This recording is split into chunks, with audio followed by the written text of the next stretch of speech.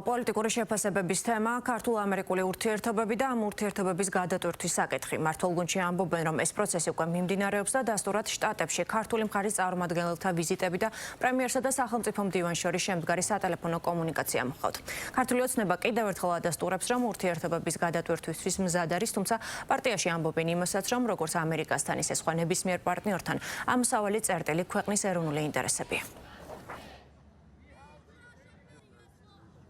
მოლოდინი არის მხოლოდ პოზიტიური, იქიდან გამომდინარე, რომ ძალიან მნიშვნელოვანი შეხვედრა ჩაატარა ჯერ კიდევ ბატონმა მამუკამდინარაძემ თავის კოლეგასთან ვაშინგტონში, შემდეგ ნიკოლოზ სამხარაძეს ვიზიტი ვიხილეთ, ასევე ვაშინგტონში, სადაც ძალიან მაღალი რანგის შეხვედრები იყო, ძალიან კარგი საუბარი შედგა ბატონ რუბიოსა და ჩვენს პრემიერ-მინისტრს შორის და ამერიკის მხარემ იცის, რომ ჩვენ